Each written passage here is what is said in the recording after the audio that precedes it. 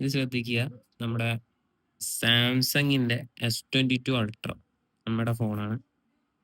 അതില് ഒരു software update ചെയ്ത കുറ്റത്തിന് എനിക്ക് കിട്ടിയ സമ്മാനമാണ്. ഈ പോക്ക് പോവുകയാണെങ്കിൽ സാംസങ് കുത്തുപാള എടുക്കുന്നുള്ളതിൽ ഒരു സംശയവും.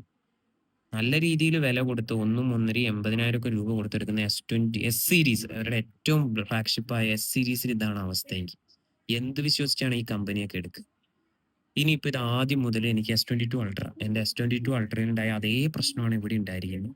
ഇതിനി ഒന്ന് മാറ്റിയെടുക്കാൻ അവരോട് എത്ര കണ്ട് സംസാരിക്കണം എന്നറിയില്ല. അത്രയും മോശമാണ് അവരുടെ സർവീസ്. എന്തൊക്കെ ഇനി ഉണ്ടാവും അറിയില്ല.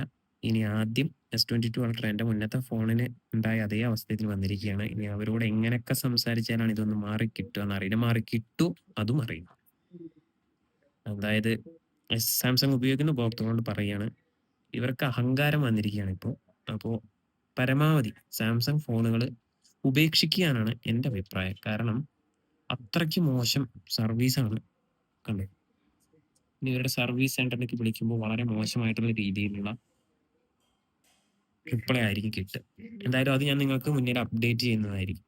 ഇതിപ്പോൾ എൻ്റെ രണ്ടാമത്തെ അനുഭവമാണ്. ഒരു സാംസങ് യൂസർ ആയതിൽ ഞാനിപ്പോൾ സങ്കടപ്പെടുന്നു.